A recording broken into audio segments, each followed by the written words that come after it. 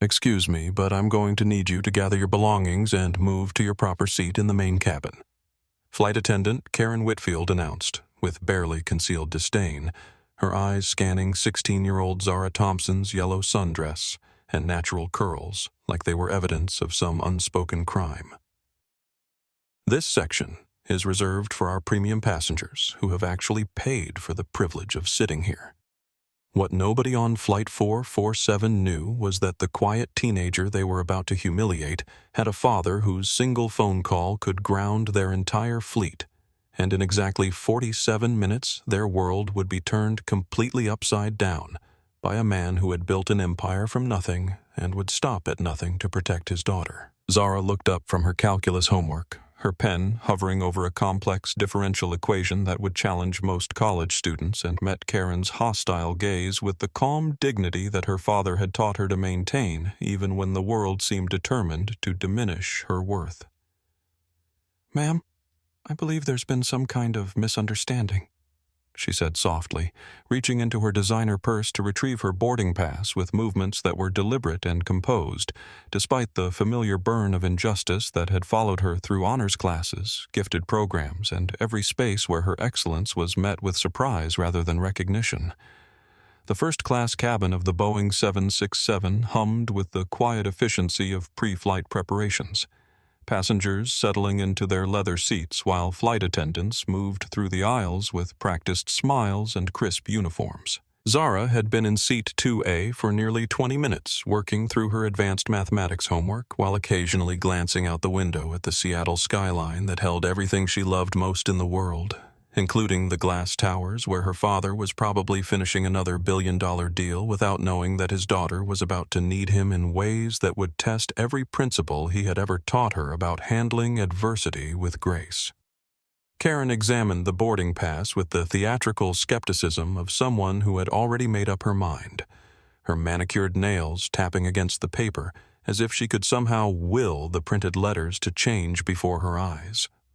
"This seat assignment seems irregular," she declared, though the boarding pass clearly displayed Seat 2A in bold letters alongside Zara's name and confirmation number. "I'm going to need to verify this with my supervisor because we've been having issues with fraudulent upgrades, and frankly, young lady, you don't exactly fit the profile of our typical first-class passenger."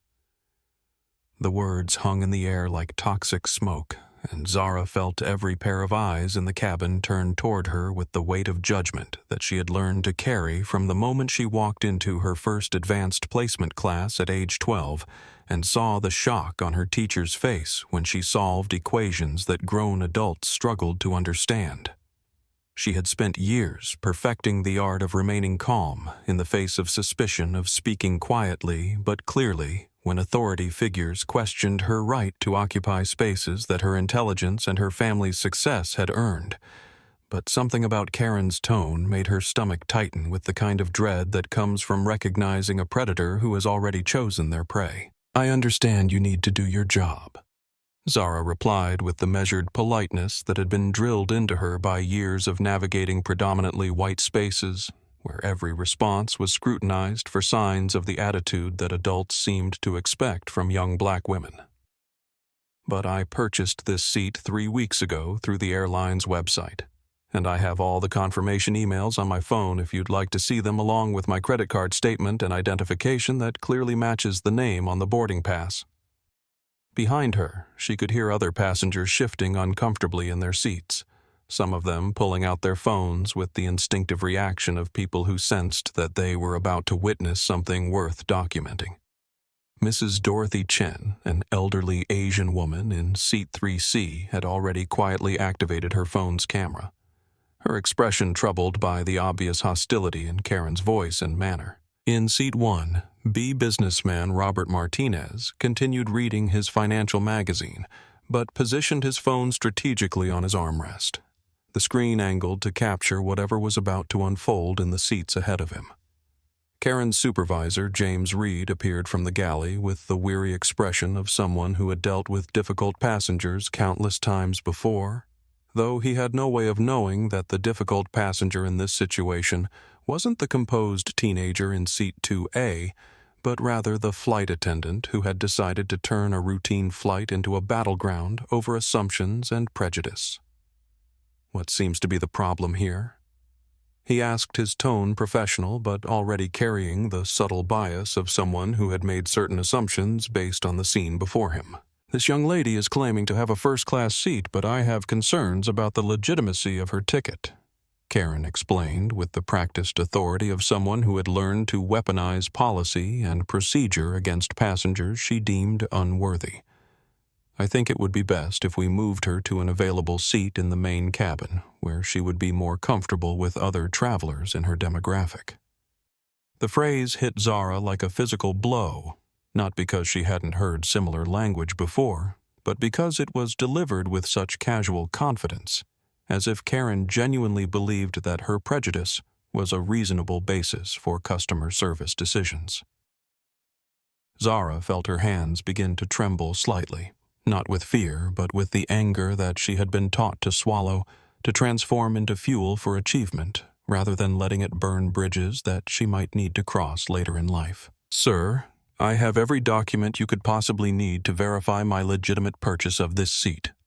Zara said directly to James, her voice carrying the quiet strength that came from knowing she was right, even when the world seemed determined to prove her wrong. "I'm traveling alone to visit my grandmother who is recovering from surgery in Atlanta, and this seat was booked and paid for by my father, who taught me that when you conduct yourself with dignity and respect, you earn the right to be treated the same way, regardless of what anyone might assume about you based on your appearance." James looked between Karen and Zara, clearly sensing the tension, but not yet understanding the deeper currents of bias that had turned a simple seating question into something much more dangerous and consequential for everyone involved. 3,000 miles away in the glass-walled conference room of Thompson Dynamics' Seattle headquarters, David Thompson's phone buzzed insistently against the polished mahogany table where he sat surrounded by government officials and military contractors discussing AI defense systems that could reshape modern warfare. At 42, David had built his empire from the ground up after growing up in Detroit's most neglected neighborhoods, and every success had been earned through the kind of relentless determination that comes from knowing what it feels like to have nothing, and swearing that your children will never experience that powerlessness. The meeting was worth approximately $2 billion in federal contracts, the kind of deal that would secure his company's dominance in artificial intelligence for the next decade. But when he saw Zara's name on his phone screen, everything else became background noise, because his daughter was his entire world, the living embodiment of every dream he had carried through years of struggle and sacrifice. He had raised her alone since his wife Charlotte's death from cancer, when Zara was 10 and their bond had been forged in the crucible of shared grief and mutual determination to honor Charlotte's memory by building lives filled with purpose and excellence. "Gentlemen, I need to take this call," David said with the quiet authority that had become his trademark in boardrooms where billion-dollar decisions were made with handshakes and eye contact. "My daughter is traveling today, and she knows to only interrupt my meetings if something is genuinely important." He stepped away from the table, his custom-tailored suit moving with the fluid confidence of someone who had learned to command respect not through volume or aggression, but through the unmistakable presence that comes from knowing exactly who you are and what you're capable of achieving. "Dad, they're kicking me off the plane." Zara's voice came through the phone with a shakiness that he had never heard before, not even during her mother's final days when they had sat together in hospital waiting rooms and held each other through the worst moments of their lives. "The flight attendant says I don't belong in first class, and they're making me move even though I have all the right documents, and Dad, I think it's because I'm black and they just can't believe that someone like me could afford to sit here." The words hit David like a physical blow, not just because his daughter was in distress, but because he recognized the particular kind of pain in her voice that comes from being judged and found wanting by people who have never taken the time to see beyond surface assumptions. He had spent his entire adult life building walls of success and influence around his family specifically to prevent moments like this, when the world's casual cruelty could reach through their defenses and wound the person he loved most. "Baby, listen to me very carefully," David said, his voice taking on the controlled intensity that his business rivals had learned to fear, because it meant that David Thompson was shifting from negotiation mode into the kind of focused determination that had built his empire and would now be directed toward protecting his child. "I want you to stay exactly where you are. Don't argue with anyone else. Don't give them any reason to escalate this situation, and whatever you do, don't let them make you feel like you've done something wrong when the only crime here is their inability to recognize excellence when it's sitting right in front of them." He walked to the floor-to-ceiling windows overlooking Elliott Bay, his mind already shifting gears from government contracts to the kind of personal war that he had hoped never to fight, but had always known might be necessary because the world had a way of testing even the most successful people by threatening what they held most dear. "Zara, I need you to know that in about 30 minutes, everything is going to change for everyone on that airplane, because they've made the mistake of targeting the wrong family. And while I never wanted you to see this side of what your father is capable of, sometimes the people we love most need us to show them exactly how far we'll go to protect them." His assistant, Jennifer, knocked on the conference room glass and pointed to her watch, indicating that the government officials were growing impatient with the interruption. But David waved her away with the casual dismissal of someone whose priorities had just shifted from business expansion to family protection. These contracts would wait. These meetings could be rescheduled, but his daughter's dignity and sense of self-worth were not negotiable items that could be bartered away for the convenience of people who had chosen to see her as something less than she was. "Dad, I'm scared," Zara whispered. And those 3 words transformed David Thompson from successful businessman into something far more dangerous. A father whose child was under attack by people who had no idea what forces they had just set in motion. Not scared like I'm in physical danger, but scared that no matter how smart I am or how successful our family becomes, there will always be people who look at me and decide that I don't deserve the same respect and treatment that they would automatically give to someone who looks different than I do.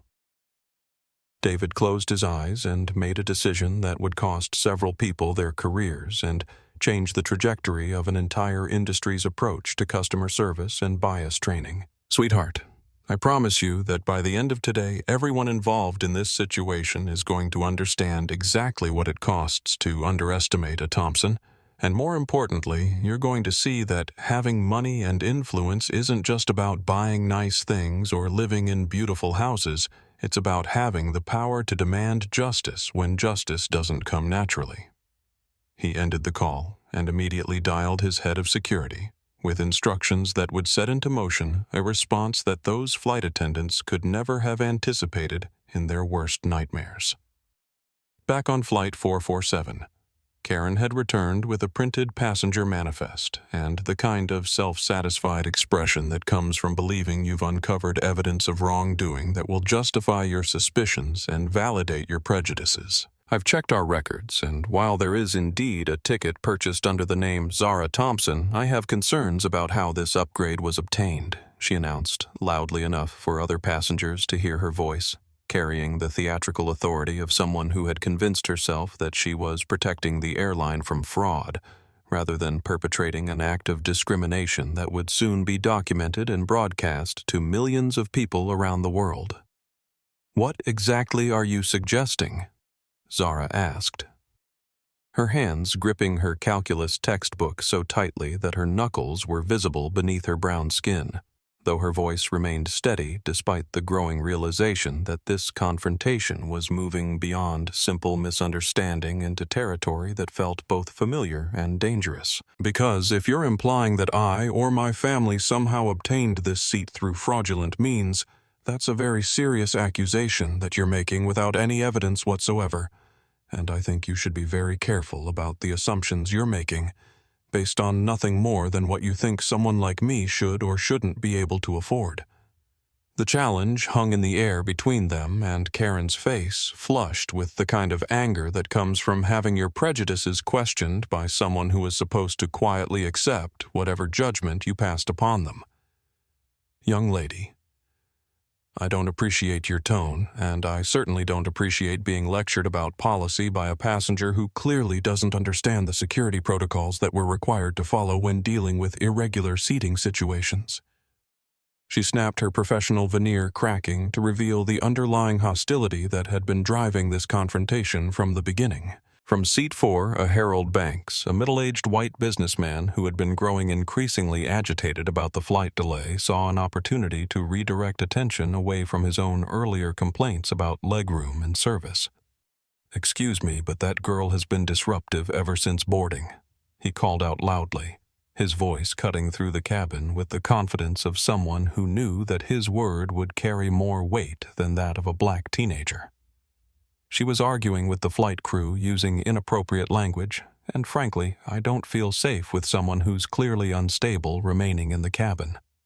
The lie was so brazen and calculated that several passengers immediately began recording with their phones, having witnessed Zara's quiet behavior and Harold's earlier outburst about airline service. Mrs. Chen shook her head in disgust and made sure her camera was capturing Harold's face as he continued to fabricate details about threats and aggressive behavior that existed only in his imagination,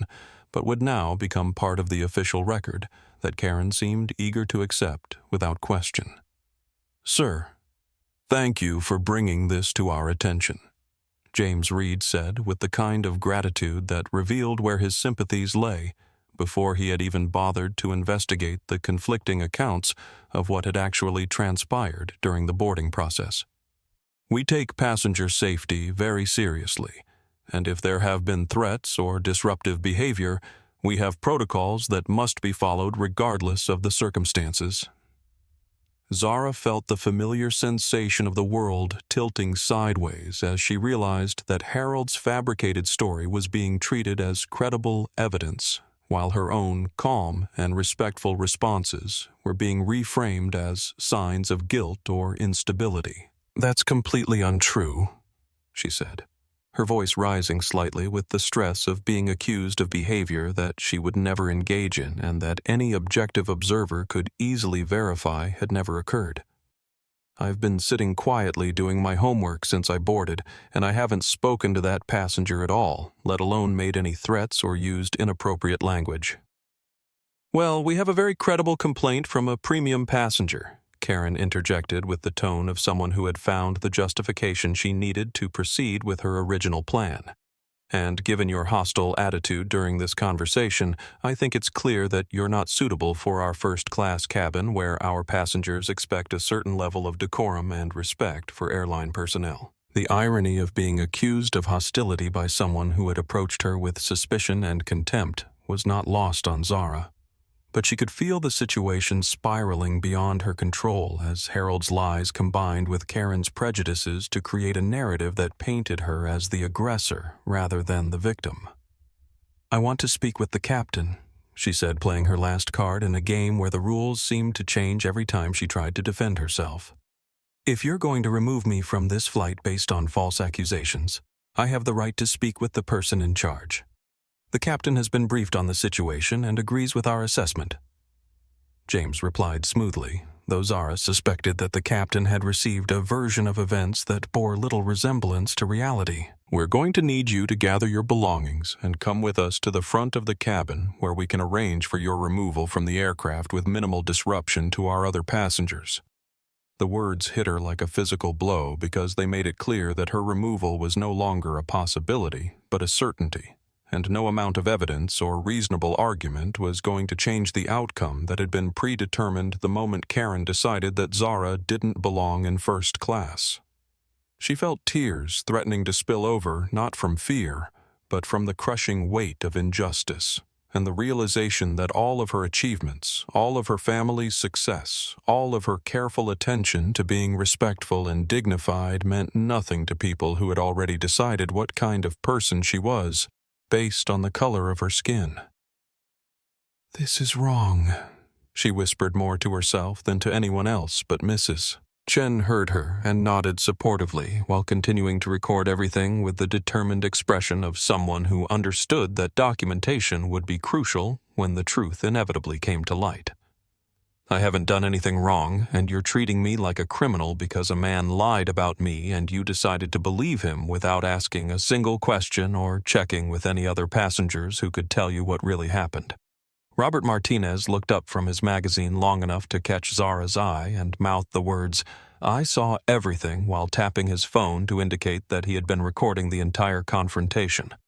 His small gesture of solidarity meant more to her in that moment than he could possibly know, because it reminded her that not everyone in the world was willing to stand by and watch injustice unfold without at least bearing witness to the truth. Karen and James flanked Zara as she gathered her belongings with hands that trembled not with fear, but with rage that she had been taught to swallow, to transform into fuel for future success rather than letting it consume her in moments when she needed to maintain her dignity above all else.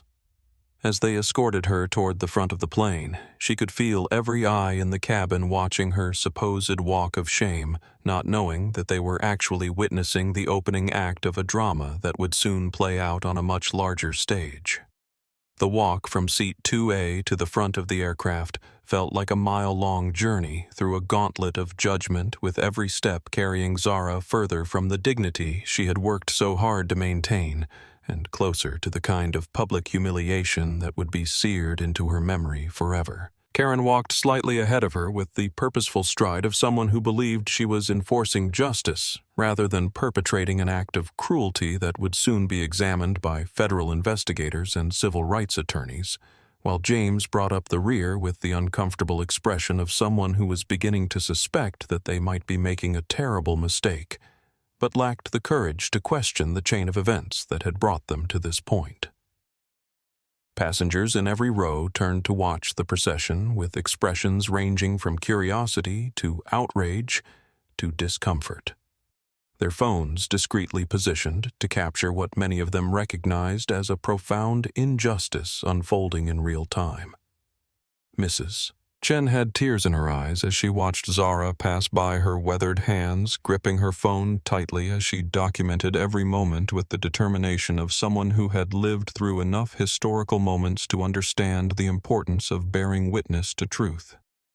"This is disgraceful," she whispered loudly enough for nearby passengers to hear her voice carrying the moral authority of someone who had spent 8 decades learning to recognize right from wrong. Harold Banks remained in his seat with a smug expression that made it clear he was enjoying the spectacle he had orchestrated through his lies. His earlier complaints about airline service now forgotten in favor of the satisfaction that came from successfully redirecting blame onto an innocent teenager who had committed no crime other than existing in a space where he felt she didn't belong. His sense of triumph would be short-lived, but in that moment he savored what he believed was a victory over someone he had decided was undeserving of the respect and consideration that he automatically expected for himself. Robert Martinez closed his magazine and made direct eye contact with Zara as she passed his seat, his expression conveying both sympathy and determination as he mouthed the words, "This isn't over," in a promise that carried more weight than anyone on the aircraft could possibly understand. He had been recording since the first moment of confrontation, and his position as a former federal prosecutor gave him both the legal knowledge and the professional contacts to ensure that this injustice would not be swept under the rug once the media attention died down and the airline's lawyers started working to minimize their liability. As they reached the front of the cabin, Zara could hear whispers and murmurs behind her fragments of conversation that revealed how divided the passengers were in their interpretation of what they had witnessed. Some expressed support for the flight crew's decision to remove what they perceived as a disruptive passenger, while others questioned why a quiet teenager doing homework had been singled out for treatment that seemed disproportionate to any offense she might have committed. The divide in public opinion was already forming, though it would soon shift dramatically once the full truth emerged and the real power dynamics became clear to everyone involved. Airport security officers waited at the gate with the professional demeanor of people who dealt with passenger disputes on a regular basis, though their expressions suggested that they found this particular situation unusual, given Zara's obvious youth and the calm manner in which she was conducting herself despite the circumstances. Officer Patricia Williams, a black woman in her 30s who immediately recognized the racial dynamics at play in the situation, felt her stomach tighten with familiar anger as she watched a poised and articulate teenager being treated like a criminal for reasons that had nothing to do with actual wrongdoing and everything to do with assumptions and prejudices that she had encountered countless times in her own life. "Ma'am, I'm going to need you to come with me while we sort out this situation," Officer Williams said gently, her tone conveying respect and professionalism that stood in stark contrast to the hostility that Zara had received from the flight crew. "I know this is upsetting, but I want you to know that we're going to treat you fairly and make sure that your rights are protected throughout this process regardless of what accusations have been made or what anyone else might think about this situation." The kindness in Officer Williams' voice nearly broke Zara's composure, because it reminded her that not everyone in positions of authority was willing to accept prejudice and discrimination as acceptable business practices. "Thank you," she whispered, her voice thick with emotion that she had been holding back since the moment Karen first questioned her right to occupy seat 2A. "I just want someone to listen to the truth instead of believing lies about me from people who don't even know who I am." As they walked through the terminal toward a private interview room, Zara pulled out her phone and sent a text message to her father that would trigger a response unlike anything the aviation industry had ever experienced. "Dad, they removed me from the plane. I'm with airport security now. I need you." The simple words carried a weight that would soon be measured in millions of dollars. Multiple resignations, federal investigations, and policy changes that would affect every airline operating in the United States. Behind them, the aircraft doors closed and the plane began to taxi toward the runway, carrying passengers who had no idea that they had just witnessed the opening moments of a story that would dominate news headlines for months and fundamentally change how airlines approached customer service and bias training. Karen settled back into her routine with the satisfaction of someone who believed she had successfully handled a difficult situation while Harold Banks opened his laptop and began working on emails that would soon be subpoenaed by federal investigators as evidence of his pattern of filing false complaints against minority passengers.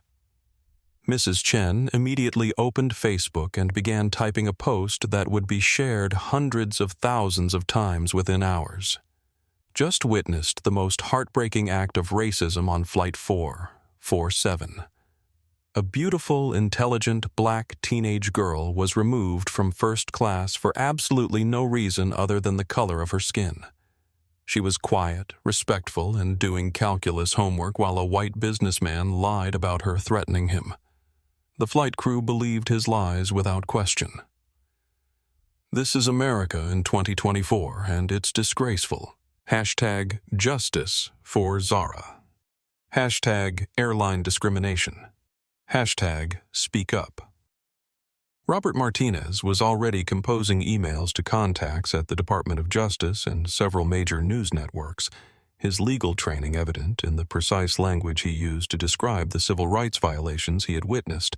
and the quality of video evidence he had obtained. His documentation would prove crucial in the coming weeks as investigators worked to build a comprehensive case against not just the individuals involved, but the broader patterns of discrimination that had made this incident possible. In the terminal security office, Officer Williams poured Zara a cup of water and sat across from her with the patient expression of someone who genuinely wanted to understand what had happened before making any judgments about the situation. "Why don't you tell me everything from the beginning?" she said, her notepad ready, but her attention focused entirely on Zara's face. "Take your time and don't worry about what anyone else has said. I want to hear your version of events in your own words." As Zara began to recount the morning's events, her phone buzzed with an incoming call from her father, and she could hear something in the background noise that sounded like jet engines spinning up and urgent voices coordinating what sounded like an emergency response rather than a routine business trip. David Thompson's transformation from concerned father to corporate titan seeking justice happened in the span of a single heartbeat, the moment he heard his daughter's broken voice describing her removal from the aircraft, triggering a response that had been programmed into his very DNA during the years when he had built his empire specifically to ensure that his family would never be powerless in the face of institutional prejudice and cruelty. He stood in the middle of his conference room, surrounded by military officials and government contractors who represented billions of dollars in potential business. But all of that became background noise the moment he understood that someone had dared to humiliate his child based on nothing more than assumptions about what she deserved and where she belonged. "Gentlemen, this meeting is over," David announced with the kind of quiet authority that made it clear he was not asking for permission or making a request that could be negotiated. "My daughter needs me, and there is literally nothing in this building, this city, or this world that takes priority over her well-being and dignity." He gathered his materials with swift economical movements while his mind shifted gears from defense contracts to the kind of personal war that he had hoped never to fight, but had always known might be necessary because success and wealth could shield his family from many things. But they could not entirely protect them from the casual cruelty of people who refused to see beyond the color of their skin. His assistant, Jennifer, appeared in the doorway with the expression of someone who had already begun implementing emergency protocols that had been established years earlier for exactly this type of situation.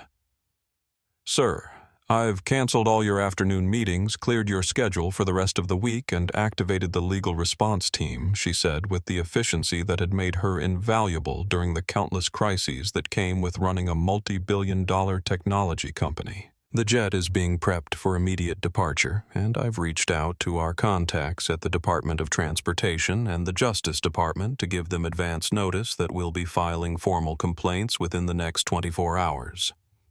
David nodded approvingly, because Jennifer understood without being told that this was not a situation that could be handled through normal business channels or resolved with phone calls and apologies. This required the full weight of Thompson Dynamics resources and influence deployed with surgical precision against people who had made the catastrophic mistake of underestimating what it meant to target a member of his family.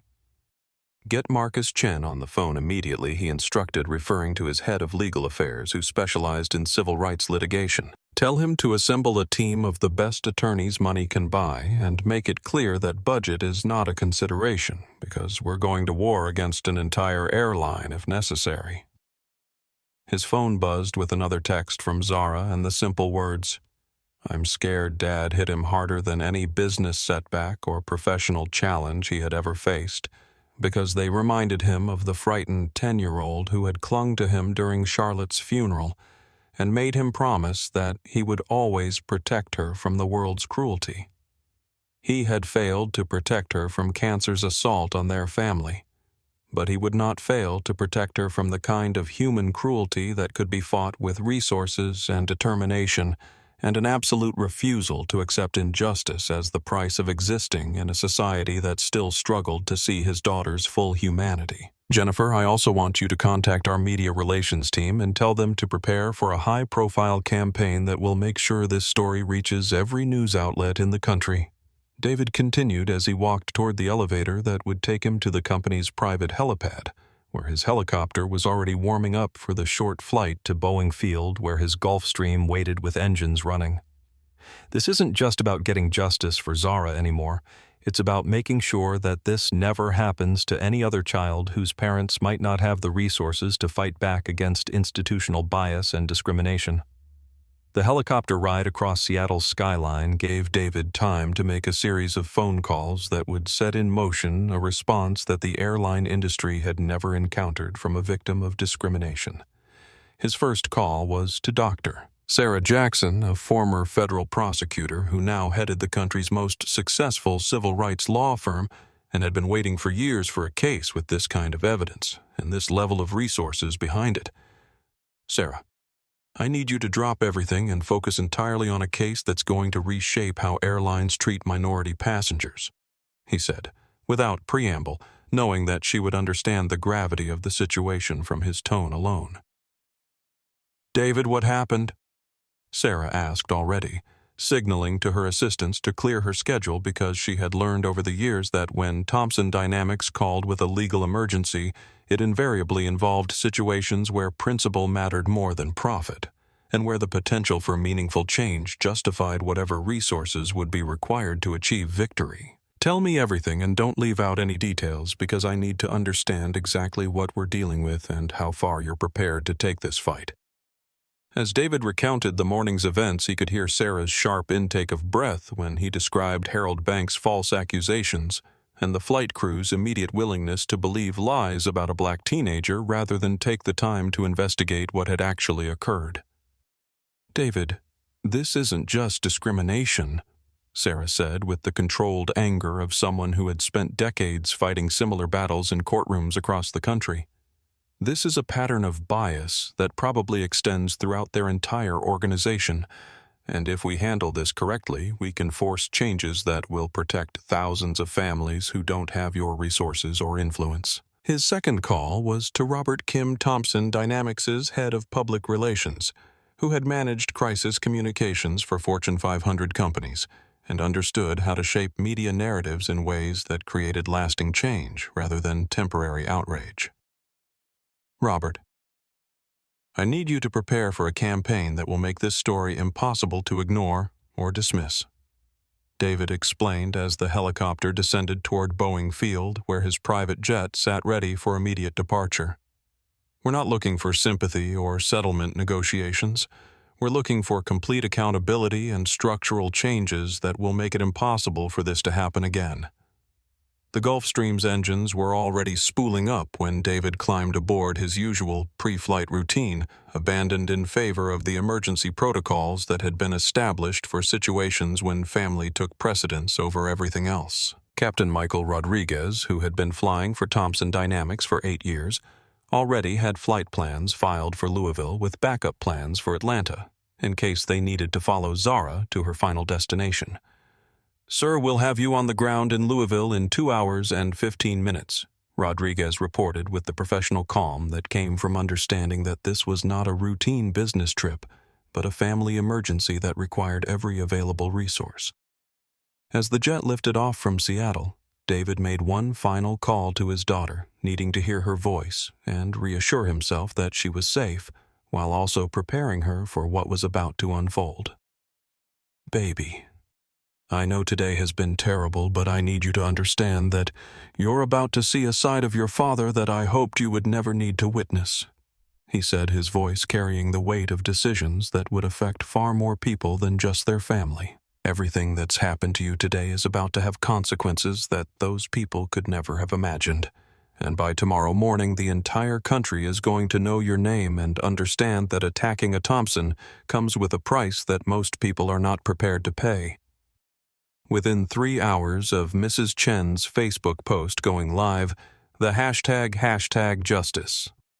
for Zara had exploded across every social media platform, driven by a combination of genuine outrage, viral video footage, and the kind of righteous anger that emerges when people witness injustice so clear and undeniable that it cuts through political divisions and cultural differences to touch something fundamental about human dignity and fairness. The elderly woman's account of watching an intelligent, respectful teenager being humiliated based on lies and prejudice resonated with parents, educators, civil rights advocates, and ordinary citizens who recognized the incident as emblematic of broader problems that extended far beyond a single airline or isolated incident.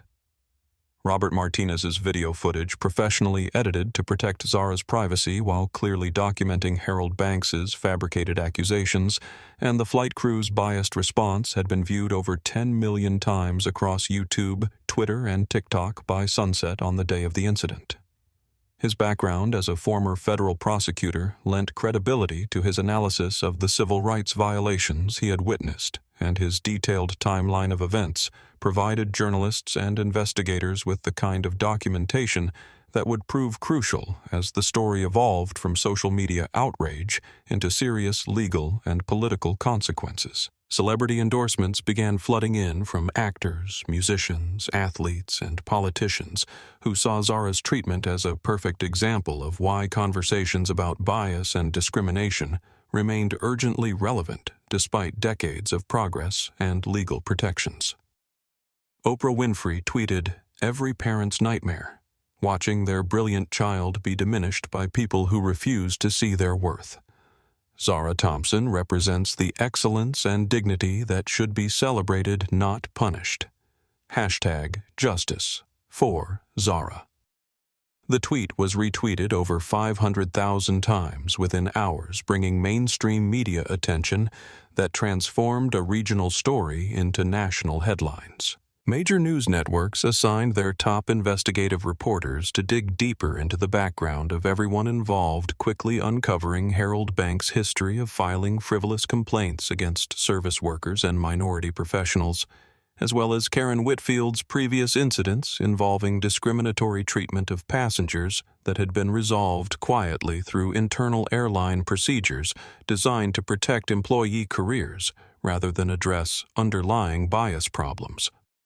The pattern that emerged painted a picture of individual prejudice enabled by institutional policies that prioritized conflict avoidance over justice and fairness.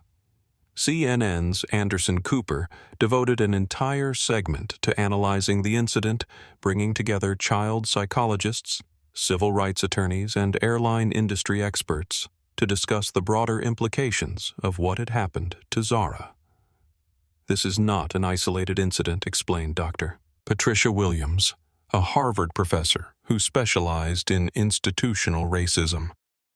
"This is what happens when unconscious bias meets unchecked authority, in an environment where certain passengers are automatically seen as more credible than others based solely on their appearance and perceived social status."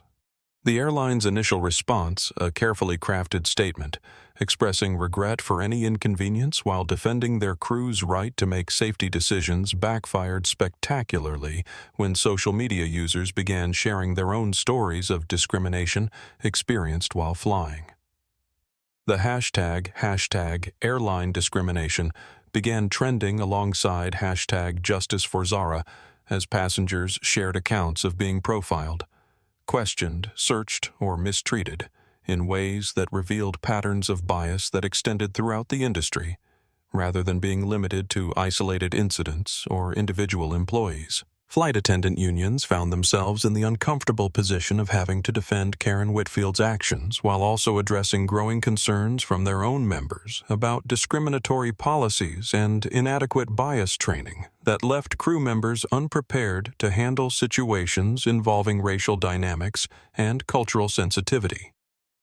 Several flight attendants came forward anonymously to describe pressure to prioritize the comfort and preferences of premium passengers over fairness and equal treatment, revealing an industry culture that had systematically prioritized profit and customer hierarchy over civil rights and human dignity. Corporate sponsors began distancing themselves from the airline as the story continued to dominate news cycles and social media conversations, with several major companies announcing that they were reviewing their travel partnerships and considering whether to continue business relationships with organizations that appeared to tolerate or enable discriminatory practices. The financial pressure added another layer of urgency to the airline's crisis management efforts, as stock prices began to reflect investor concerns about potential boycotts and long-term reputational damage. International media outlets picked up the story as an example of ongoing racial tensions in American society, with BBC Deutsche Welle and other major networks providing analysis that placed Zara's treatment within the broader context of civil rights struggles and the persistent challenges faced by minority families, even in cases where they had achieved economic success and social prominence. The global attention added diplomatic pressure that extended the consequences beyond domestic politics and business considerations into questions of America's international reputation and moral authority. Legal experts began appearing on television to explain the potential civil rights violations involved in the case, with several prominent attorneys volunteering to represent the Thompson family pro bono if needed. The possibility of federal intervention and Justice Department involvement became a topic of discussion among constitutional scholars and civil rights advocates who saw the incident as an opportunity to establish legal precedents that could provide stronger protections for minority passengers and clearer guidelines for airline personnel dealing with discrimination complaints. Technology companies, particularly those in Seattle's thriving startup ecosystem, began reaching out to express support for David Thompson and his family, recognizing that the incident reflected broader challenges faced by minority executives and their families, even in progressive cities and industries that prided themselves on diversity and inclusion. The solidarity from his professional community provided both personal support and additional pressure on the airline to address the situation appropriately rather than attempting to minimize or deflect responsibility. By midnight on the day of the incident, #JusticeForZara had become the top trending hashtag in the United States, with over 50 million social media interactions and coverage on every major news network. The viral response had transformed a routine flight disruption into a national conversation about biased dignity and the responsibility of institutions to treat all customers with equal respect, regardless of their age, race, or perceived social status. The stage was set for confrontations that would reshape industry policies and demonstrate the power of social media to demand accountability from organizations that had previously operated with impunity. The airline's executives, who had gone to bed thinking they were dealing with a minor customer service issue that could be resolved with standard apology letters and voucher offerings, woke up to discover that they were facing a full-scale public relations catastrophe that threatened not only their company's reputation, but their personal careers and the financial stability of their entire organization. The sleek Gulfstream G650 descended through Louisville's evening sky like a metallic predator. Its approach tracked by news helicopters and ground crews who had been alerted by social media speculation about the identity of the mystery billionaire whose daughter had been removed from Flight 447 earlier that day. Air traffic control had cleared priority landing space typically reserved for government officials and foreign dignitaries. A courtesy that reflected both David Thompson's influence within federal aviation circles and the growing recognition that this was no ordinary family emergency,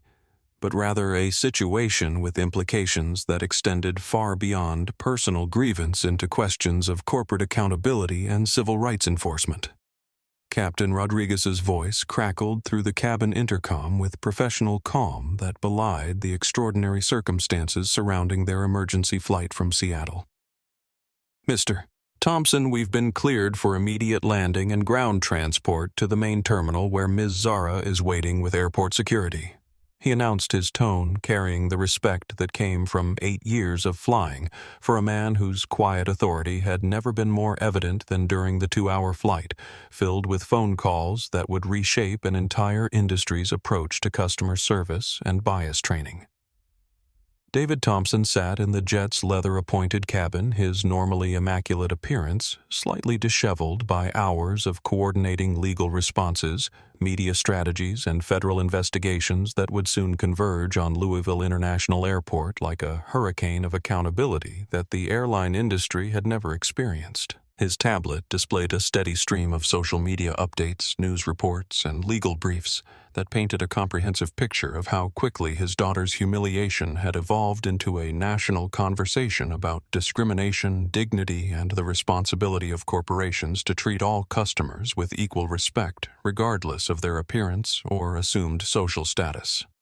The jet's engines wound down as they taxied toward the private aviation terminal, where a convoy of black SUVs waited alongside news crews, who had been tipped off by sources tracking the tail number of Thompson Dynamics's corporate aircraft. David's security team, led by former Secret Service agent Maria Santos, had coordinated with local law enforcement to ensure safe passage through what was rapidly becoming a media circus driven by public curiosity about the tech billionaire whose response to his daughter's treatment was making headlines around the world. Sir, we have confirmation that Ms. Zara is safe and waiting in the airport's executive lounge with Officer Patricia Williams, who has been treating her with appropriate respect and professionalism, Santos reported through her earpiece as the jet's stairs deployed and ground crew moved into position. Local media is requesting interviews, but I recommend we maintain operational security until you've had time to assess the situation and coordinate with your legal team about public statements.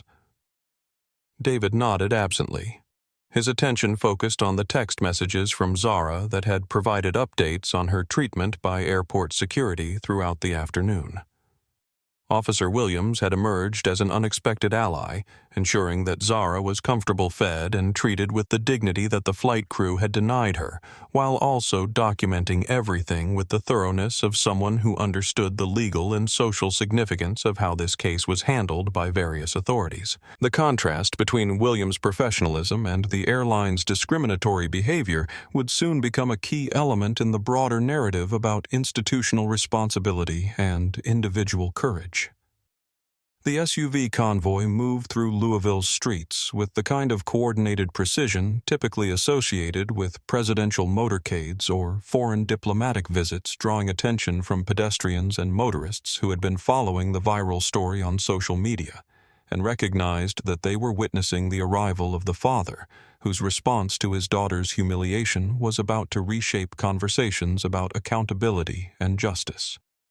Local news crews followed at a respectful distance their live broadcasts, providing real-time coverage of what had become the most watched family reunion in recent memory. Inside the airport's executive lounge, Zara sat quietly with Officer Williams, her calculus homework spread across the table in a poignant reminder of the normal teenage activities that had been interrupted by adult prejudices and institutional failures. She had spent the afternoon fielding supportive phone calls from classmates, teachers, and family friends who had seen the viral videos and news reports, but nothing had prepared her for the overwhelming nature of having her private trauma transformed into a public symbol of broader social issues that extended far beyond her individual experience. "Your father is going to be here in about 5 minutes," Officer Williams said gently, her own emotions evident as she watched a composed and articulate teenager deal with circumstances that would challenge adults with far more life experience. "I want you to know that throughout this entire situation, you have conducted yourself with a grace and dignity that should make your family proud. And I hope you understand that what happened to you today was not about anything you did wrong, but rather about failures in other people's character and training." The words meant more to Zara than Officer Williams could possibly know, because they came from someone in uniform who had chosen to see her as a person deserving of respect, rather than a problem to be managed or contained. "Thank you for treating me like a human being," Zara replied, her voice steady, despite the emotional exhaustion that came from hours of processing trauma while simultaneously watching her private pain become a source of public outrage and political commentary. David Thompson's arrival in the executive lounge was marked by an immediate shift in energy and atmosphere, as his presence brought with it the unmistakable aura of someone accustomed to commanding rooms filled with powerful people and billion-dollar decisions. He moved directly to his daughter with the focused intensity of a father whose child had been threatened, enveloping her in an embrace that conveyed both protection and the promise that justice would be swift and comprehensive. "I'm so sorry this happened to you, baby David," whispered against Zara's hair, his voice carrying the weight of every parent's worst nightmare about sending their child into a world that might refuse to see their value and potential. "But I need you to understand that by tomorrow morning, everyone involved in this situation is going to learn exactly what it costs to underestimate the power of a family that refuses to accept injustice quietly." Officer Williams observed the reunion with professional discretion, though her expression reflected both personal satisfaction at seeing Zara reunited with her father and professional anticipation of the changes that would inevitably result from Thompson's involvement in addressing the discriminatory practices that had made this incident possible. She had already received calls from federal investigators requesting copies of her reports and commending her handling of a sensitive situation that had attracted national attention and political scrutiny. The executive lounge's windows provided a view of the tarmac where news helicopters circled overhead and ground crews worked around the Gulf Stream that had become a symbol of power being deployed in service of justice rather than personal advantage. The visual contrast between the private jet's luxury and the airline gate, where Zara had been humiliated hours earlier, would soon become iconic imagery representing the dramatic power shift that occurred when institutional discrimination targeted someone with the resources and determination to fight back effectively. David's phone buzzed with updates from his legal team media coordinators and federal contacts who were working around the clock to ensure that this incident became a catalyst for meaningful change, rather than simply another viral story that would fade from public attention once the next crisis captured social media's collective focus. The coordination required to transform personal tragedy into systemic reform represented the kind of strategic thinking that had built Thompson Dynamics into a global technology leader and would now be directed toward reshaping an entire industry's approach to civil rights and customer service. As they prepared to leave Louisville for Atlanta, where Zara would finally be able to visit her grandmother as originally planned, both father and daughter understood that they were no longer private citizens dealing with personal trauma, but rather public figures, whose response to discrimination would influence how similar situations were handled for generations to come. Within hours of David Thompson's arrival in Louisville, his legal team had deployed investigative resources that revealed a web of institutional bias and discriminatory practices that extended far beyond the individual actions of Karen Whitfield and Harold Banks, uncovering evidence of algorithmic discrimination, financial incentives for crew members to remove minority passengers, and corporate policies that had systematically prioritized the comfort of premium passengers over civil rights protections and equal treatment under the law. The depth and breadth of what Thompson's investigators discovered would soon transform a single incident into a federal case study of how modern discrimination operated through seemingly neutral business practices that produced racially biased outcomes. Marcus Chen Thompson Dynamics' chief legal counsel and a former federal prosecutor with experience in major civil rights cases had assembled a team of data analysts, forensic accountants, and technology experts who began dissecting the airline's operational procedures with the kind of methodical precision typically reserved for organized crime investigations or corporate fraud cases. What they found was evidence of deliberate bias embedded within customer service algorithms, crew training materials, and performance evaluation systems that rewarded flight attendants for maintaining what company documents euphemistically described as cabin atmosphere management and premium passenger satisfaction metrics. David, what we're discovering goes far beyond individual prejudice or isolated incidents, Chen reported during a secure video conference that included civil rights attorneys from across the country who had volunteered their expertise to ensure that the case reached its full potential for creating lasting change. This airline has constructed an entire operational framework that systematically discriminates against minority passengers while providing legal cover through policies that appear racially neutral on their surface, but produce dramatically different outcomes based on passenger demographics and perceived social status. The algorithmic analysis revealed that the airline's booking system flagged passengers for additional scrutiny based on variables that correlated strongly with race and ethnicity, including zip code analysis that targeted predominantly Black and Latino neighborhoods as elevated risk zones, name recognition software that identified passengers with ethnically diverse names for enhanced verification protocols, and payment processing procedures that subjected certain banking relationships to fraud screening that disproportionately affected minority customers who used financial institutions that served underbanked communities. Dr. Elena Rodriguez, Thompson's head of artificial intelligence ethics and an internationally recognized expert on algorithmic bias, discovered that the airline's crew scheduling and performance evaluation systems included metrics that financially rewarded flight attendants for what internal documents described as proactive passenger management and disruptive behavior prevention. The euphemistic language disguised incentive structures that encouraged crew members to remove passengers who didn't conform to expectations about who belonged in premium seating areas, with bonus payments tied to customer satisfaction scores that were heavily influenced by complaints from first-class passengers about the presence of passengers who didn't meet their demographic expectations. Elena, show me the financial data that demonstrates how this discrimination has been monetized,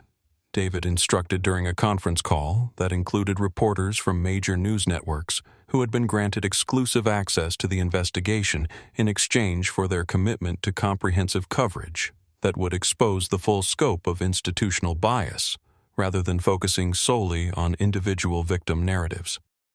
I want the public to understand that this isn't just about prejudice or poor training. This is about a business model that has made racial discrimination profitable by disguising it as customer service excellence and operational efficiency. The forensic accounting revealed that over the previous 3 years, the airline had generated approximately $15 million in additional revenue through discriminatory practices that included overselling flights while systematically removing minority passengers to accommodate late-arriving premium customers,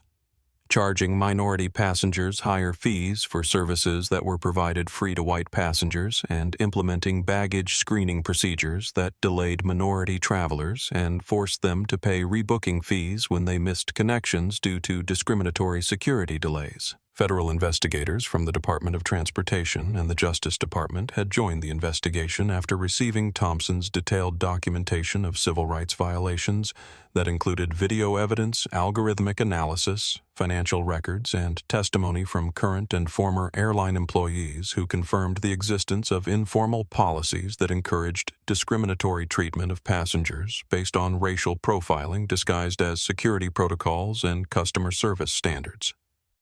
Sarah Jackson, the civil rights attorney leading Thompson's legal team, had filed preliminary injunctions seeking to halt the airline's discriminatory practices, while the federal investigation proceeded, arguing that continued operation under existing policies constituted ongoing civil rights violations that threatened thousands of minority passengers who might be subjected to similar treatment. Your Honor, the evidence demonstrates that this airline has constructed a comprehensive system of modern segregation that uses technology and corporate policies to achieve the same discriminatory outcomes that were once accomplished through explicitly racist laws and practices. She argued in federal court filings that would soon become templates for similar cases against other airlines and transportation companies. The investigation had also uncovered evidence that Karen Whitfield's treatment of Zara was part of a pattern of discriminatory behavior that had been documented in previous complaints, but dismissed through internal airline procedures designed to protect employee careers rather than address underlying bias problems. Internal emails revealed that Whitfield had been praised by supervisors for her ability to maintain premium cabin standards and handle irregular passenger situations with discretion. Corporate language that disguised her systematic targeting of minority passengers who were perceived as not belonging in first-class seating areas. Harold Banks' history revealed a pattern of filing false complaints against service workers and minority professionals with documentation showing that he had successfully used racial bias to avoid consequences for his own disruptive behavior on at least 6 previous occasions across different airlines and business establishments.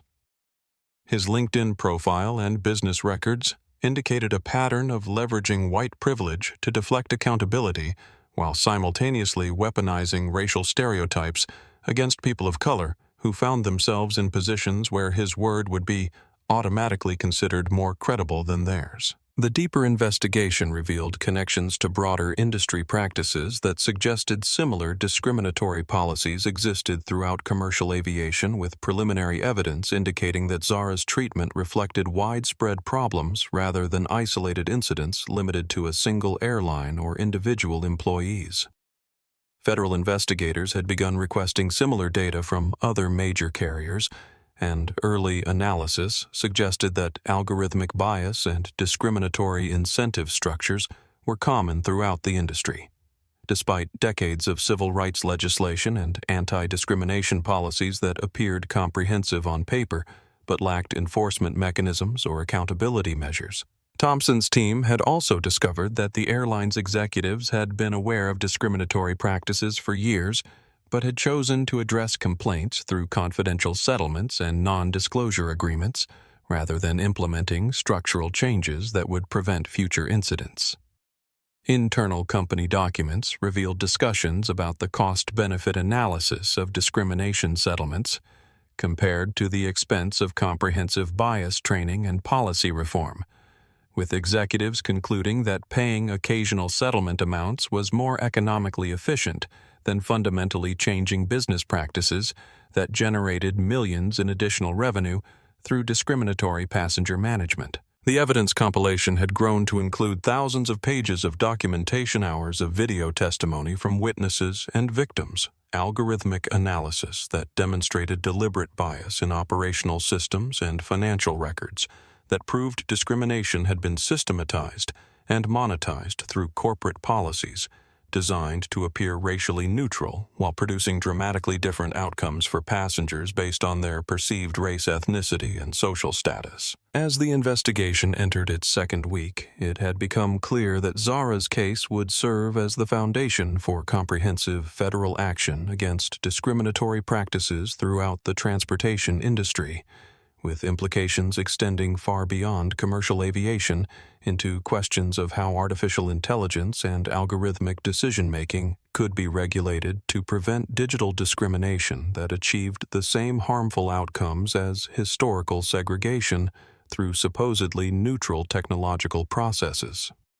The airline's corporate headquarters in Atlanta had become the epicenter of a crisis that executives were beginning to understand could not be managed through traditional public relations strategies or legal settlements, as Thompson's investigation had uncovered evidence of institutional discrimination so comprehensive and well-documented that denial was impossible, and deflection would only amplify public outrage and federal scrutiny. Chief Executive Officer Patricia Manning found herself presiding over emergency board meetings, where survival rather than profit maximization had become the primary concern as stock prices plummeted, and corporate partners began terminating contracts in response to revelations about algorithmic bias and discriminatory passenger management practices. The company's initial response strategy, developed by crisis communications specialists who had successfully managed previous airline scandals involving safety violations and customer service failures, had collapsed within days, as social media influencers, civil rights organizations, and federal investigators continued uncovering evidence that individual employee prejudice was merely the visible symptom of corporate policies that had systematically monetized racial discrimination through seemingly neutral business practices designed to maximize revenue from premium passengers while minimizing the comfort and dignity of minority travelers. "We are facing an existential threat to our company's survival," Manning announced to department heads during a video conference that included legal counsel, government relations specialists, and board members who were demanding immediate action to limit potential criminal liability and prevent complete collapse of the airline's reputation and financial stability. "The evidence that has been compiled against us demonstrates patterns of discrimination that extend throughout our operational systems, and we have approximately 72 hours to demonstrate meaningful change before federal prosecutors decide whether to pursue criminal charges against individual executives for civil rights violations." Karen Whitfield had been terminated with cause and was facing potential criminal charges for her role in Zara's removal, while internal investigations revealed that her discriminatory behavior had been documented in previous incidents, but ignored by supervisors who prioritized employee retention over civil rights compliance. Her termination letter, which was released publicly as part of the airline's attempt to demonstrate accountability, detailed a pattern of bias that had been enabled by inadequate training, insufficient oversight, and corporate policies that encouraged flight attendants to prioritize the preferences of premium passengers over equal treatment and anti-discrimination principles. James Reed, the supervisor who had supported Whitfield's decision to remove Zara, had also been terminated and was cooperating with federal investigators in exchange for immunity from prosecution, providing detailed testimony about internal policies that encouraged discriminatory passenger management, while maintaining plausible deniability through euphemistic language that disguised racial bias as customer service excellence and operational efficiency. His cooperation had provided investigators with access to internal communications training materials and performance evaluation systems that documented how discrimination had been institutionalized throughout the airline's operational structure. The airline's flight attendant union found itself in the impossible position of defending members who had engaged in discriminatory behavior while simultaneously acknowledging that corporate policies and inadequate training had created environments where racial bias was not only tolerated, but financially rewarded through performance metrics that encouraged the removal of passengers who didn't conform to unstated expectations about who belonged in premium seating areas. Union leadership was demanding comprehensive policy reform and mandatory bias training while also seeking to protect members from criminal prosecution for following corporate guidelines that had systematically encouraged discriminatory treatment of minority passengers. Stock analysts had downgraded the airline's credit rating and investment outlook as boycotts organized through social media campaigns began affecting ticket sales, particularly among corporate travelers and minority customers, who represented significant revenue sources that the company could not afford to lose during an extended period of negative publicity and federal investigation. Market research indicated that the airline's reputation had been so severely damaged that recovery would require years of demonstrated commitment to civil rights compliance and meaningful change in corporate culture and operational practices. Major corporate clients, including several Fortune 500 companies that had provided millions in annual revenue through business travel contracts, announced that they were suspending their relationships with the airline until comprehensive anti-discrimination policies were implemented and independently verified by civil rights organizations and federal oversight agencies. The corporate exodus had triggered a liquidity crisis that threatened the airline's ability to meet payroll and operational expenses, while simultaneously investing in the massive policy reforms that would be required to regain public trust and federal compliance certification. Congressional leaders from both political parties had announced plans for comprehensive hearings on discrimination in commercial aviation with the House Transportation Committee, scheduling testimony from Zara Thompson. David Thompson, federal investigators, and airline industry executives who would be required to explain how algorithmic bias and discriminatory incentive structures had been allowed to operate without oversight or accountability for years. The bipartisan nature of congressional interest indicated that the case had transcended typical political divisions to become a broader question of corporate responsibility and civil rights enforcement. Federal prosecutors were reviewing evidence compiled by Thompson's legal team to determine whether criminal charges would be filed against airline executives who had been aware of discriminatory practices but had chosen to address complaints through confidential settlements rather than implementing structural changes that would prevent future civil rights violations. The possibility of criminal prosecution had transformed what might have been a civil settlement into a comprehensive reckoning with institutional bias that could result in prison sentences for corporate leaders who had prioritized profits over civil rights compliance. The airline's board of directors had initiated discussions about potential merger opportunities or bankruptcy filing as options for surviving the financial and reputational damage that had resulted from years of discriminatory practices being exposed through Thompson's investigation and federal scrutiny. The conversations reflected growing recognition that the company's survival depended on demonstrating genuine transformation rather than cosmetic policy changes that would fail to address the underlying corporate culture that had made Zara's treatment possible and profitable. Within 2 weeks of the initial incident, it had become clear that the airline faced an existential crisis that could only be resolved through comprehensive acknowledgement of institutional discrimination, meaningful policy reform, and accountability measures that would fundamentally reshape how the company approached customer service, employee training, and civil rights compliance in every aspect of its operations. The federal courthouse in Atlanta buzzed with unprecedented media attention as David Thompson's legal team prepared to present evidence that would fundamentally reshape how discrimination cases were prosecuted, and how transportation companies approached civil rights compliance with testimony and documentation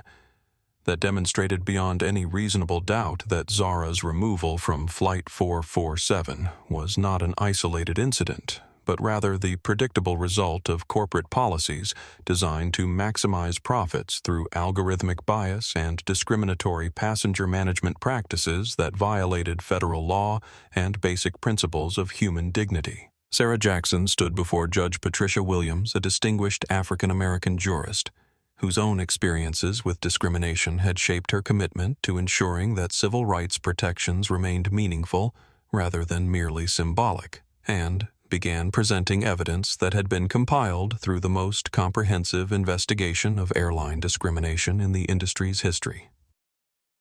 Your Honor, the evidence demonstrates that this airline constructed a comprehensive system of modern segregation that used technology and corporate policies to achieve discriminatory outcomes while maintaining the appearance of race-neutral business practices. She argued with the moral authority that comes from representing clear victims of institutional injustice. The courtroom presentations included video testimony from Zara herself, who spoke with remarkable composure and articulation about the psychological impact of being publicly humiliated and removed from an aircraft based on false accusations that were believed immediately because of racial bias that prioritized the word of a white businessman over the evidence of her own respectful behavior and legitimate ticket purchase. Her testimony was particularly powerful because it focused not on seeking revenge against individual employees, but rather on ensuring that systemic changes would prevent other young people from experiencing similar trauma and humiliation. "I don't want Karen Whitfield to go to prison because she's a bad person,"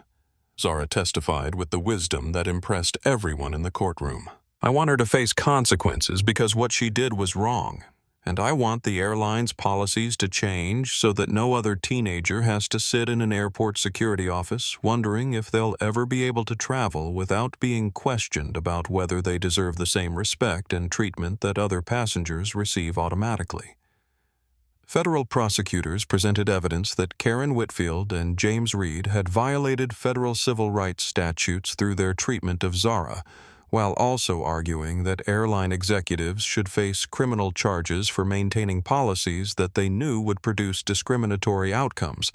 but continued implementing because discrimination proved profitable when disguised as customer service excellence and premium passenger satisfaction management. The criminal charges represented a significant escalation beyond typical civil rights cases and reflected federal prosecutors' determination to send a clear message that institutional discrimination would be met with serious legal consequences.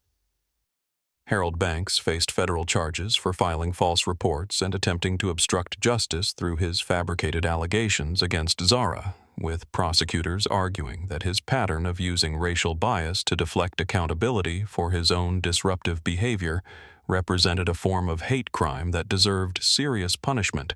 rather than the minimal consequences he had faced in previous incidents. His case had become a symbol of how white privilege could be weaponized against people of color, and federal prosecutors were determined to ensure that he faced meaningful accountability for his role in Zara's trauma. The airline's corporate executives, including CEO Patricia Manning and several vice presidents responsible for operational policies and employee training, faced potential criminal charges for maintaining discriminatory practices, despite documented evidence that their policies violated federal civil rights laws and produced measurably different outcomes for passengers based on race and ethnicity.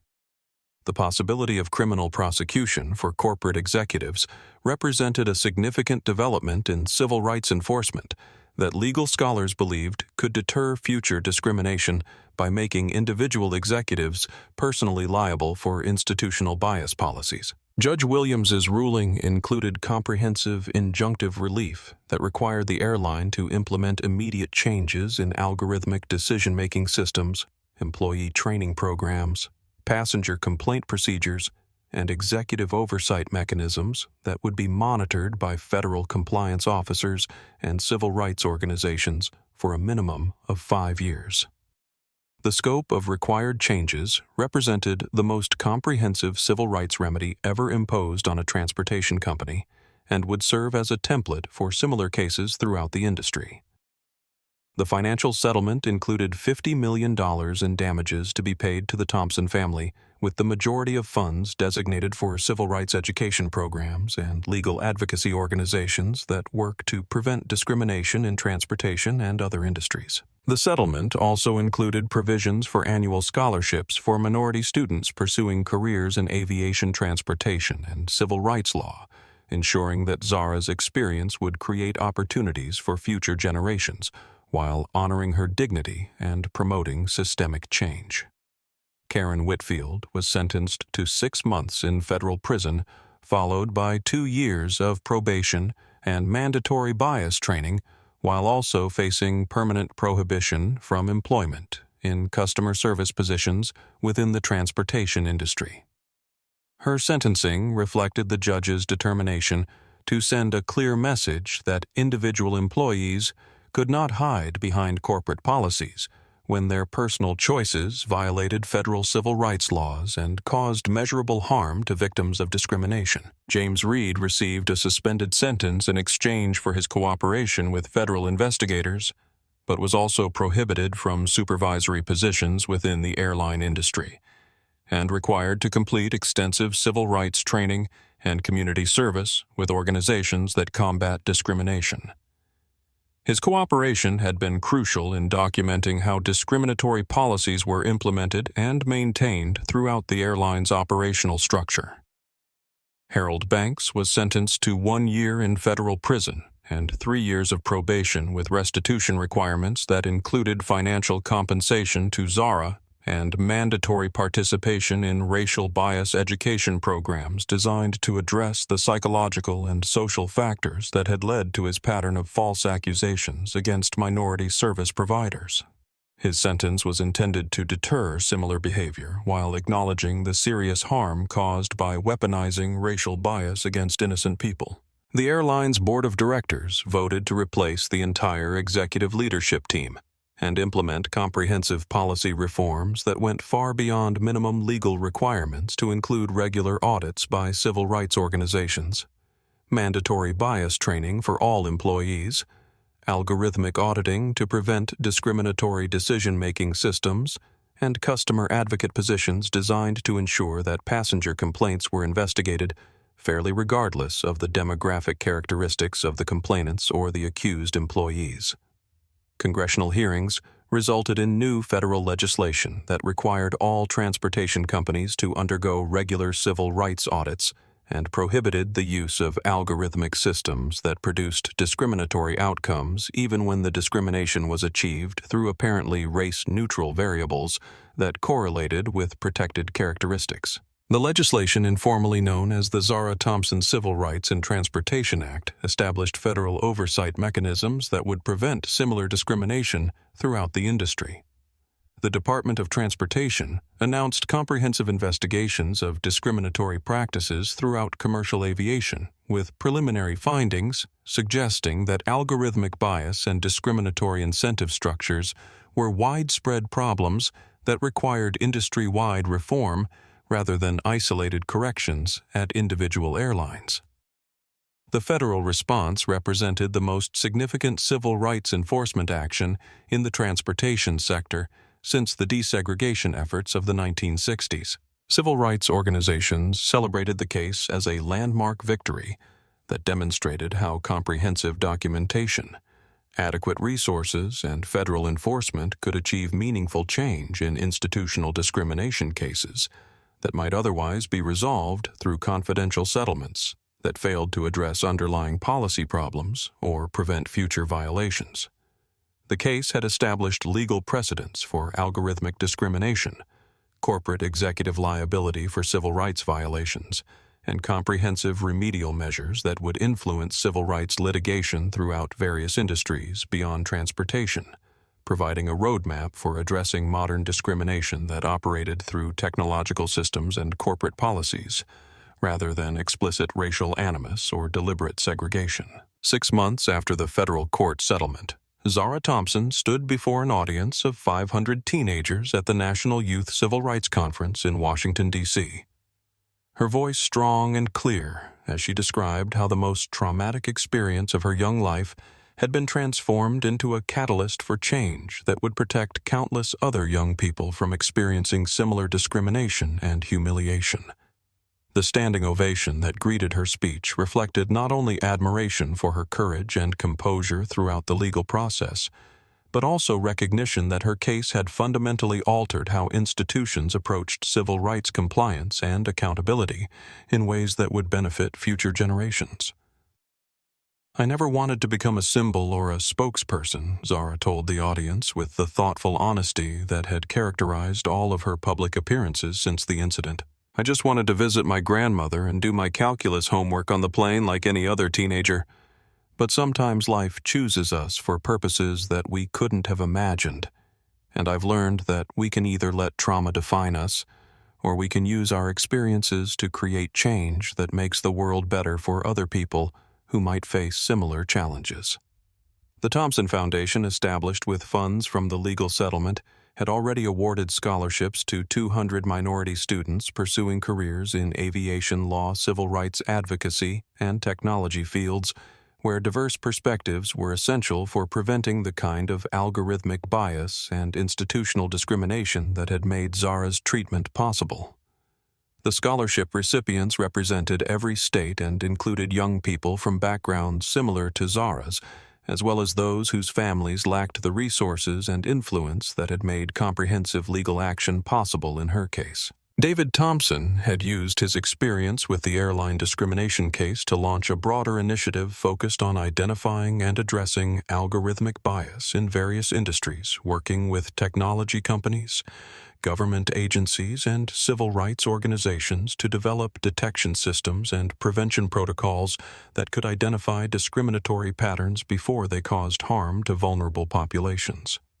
His work had attracted attention from international organizations and had positioned Thompson Dynamics as a leader in ethical artificial intelligence development and bias prevention technologies. The father-daughter relationship had been strengthened through their shared commitment to civil rights advocacy with Zara, increasingly taking leadership roles in foundation activities, while David provided strategic guidance and resources that amplified her voice and extended her impact beyond what any teenager could typically achieve. Their collaboration represented a model for how families could transform personal trauma into meaningful social change while supporting each other through the healing process that followed public trauma and extended legal proceedings. Zara's academic performance had continued to excel despite the disruption and stress of becoming a public figure, with her advanced placement test scores and SAT results reflecting her determination to maintain focus on educational goals while simultaneously managing civil rights advocacy responsibilities and media attention that continued months after the initial incident. Her ability to balance personal achievement with public service had impressed college admissions officers and resulted in scholarship offers from universities across the country. Therapy sessions with Dr. Jennifer Martinez, a specialist in trauma recovery for young people who had experienced discrimination and public scrutiny, had helped Zara process the psychological impact of being publicly humiliated and then thrust into a spotlight that brought both support and criticism from strangers who had strong opinions about her case and its broader implications.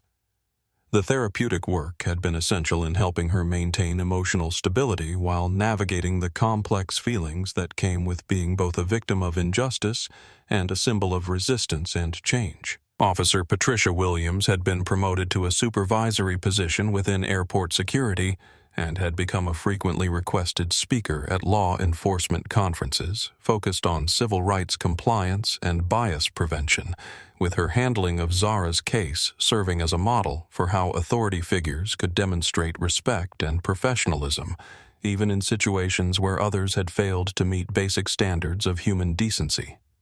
Her career advancement represented recognition that moral courage and professional excellence deserved reward and advancement, rather than being taken for granted or dismissed as merely meeting minimum expectations. The airline industry had implemented comprehensive changes in response to federal oversight and public pressure generated by Zara's case, with measurable improvements in complaint handling procedures, bias training programs, and algorithmic auditing that had reduced discriminatory incidents and improved customer satisfaction ratings among minority passengers who had historically experienced higher rates of negative treatment and civil rights violations during commercial travel. Mrs. Dorothy Chen had been recognized by several civil rights organizations for her moral courage in documenting and publicizing Zara's treatment, with her Facebook post credited as the catalyst that transformed a private incident into public accountability and meaningful change.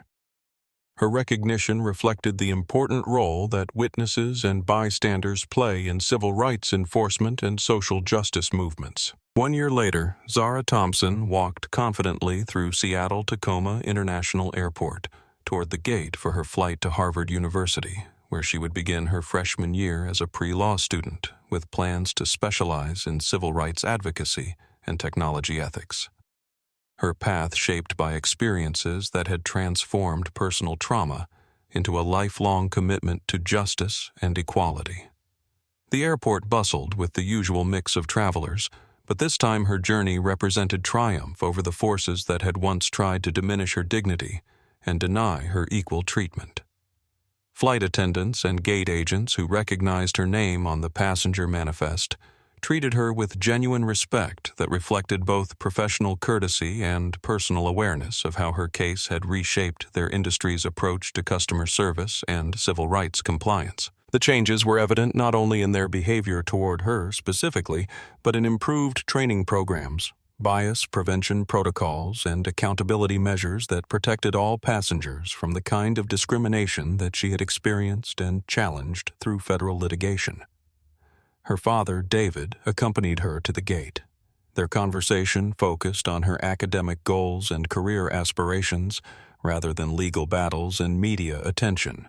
a normalcy that represented successful healing and growth beyond the trauma that had brought them together as advocates for civil rights and social justice. Their relationship had been deepened rather than damaged by their shared experience of confronting institutional discrimination and working to prevent future victims from facing similar challenges. As Zara's flight lifted off from Seattle, carrying her toward educational opportunities that would prepare her for a career dedicated to preventing discrimination and promoting equality, passengers throughout the aircraft benefited from policy changes and cultural shifts that her courage had made possible. Young travelers, particularly those from minority backgrounds, could board flights with greater confidence that their dignity would be respected and their rights protected by employees who had received comprehensive bias training and worked within systems designed to promote fairness rather than perpetuate discrimination. The ripple effects of her case continued expanding throughout society, with civil rights organizations reporting increased willingness among discrimination victims to come forward and seek justice. Federal agencies implementing stronger enforcement mechanisms across various industries and educational institutions, incorporating her story into curricula focused on contemporary civil rights challenges and solutions. Her legacy was being written not in bitterness or revenge, but in systematic change that honored the principle that every person deserves to be treated with dignity and respect, regardless of their age, race, or background. The transformation from victim to advocate to symbol of positive change represented the best possible outcome from circumstances that had begun with cruelty and injustice, but evolved through courage, resources, and determination into lasting improvements that would protect countless future travelers from experiencing similar discrimination and trauma. Zara Thompson's journey from a humiliated teenager to a catalyst for industry-wide change reminds us that justice is possible when courage meets opportunity and when individual trauma is transformed into collective action. Her story proves that even the most powerful institutions can be held accountable when victims refuse to accept discrimination silently and when society demands better treatment for all people, regardless of their background or appearance. If this story moved you, please subscribe to our channel and share it with someone who needs to see that standing up for what's right can create lasting change. Together we can build a world where dignity and respect are not privileges to be earned, but rights to be protected for everyone. Thank you for watching, and remember that every voice matters when we choose to speak up for justice and equality.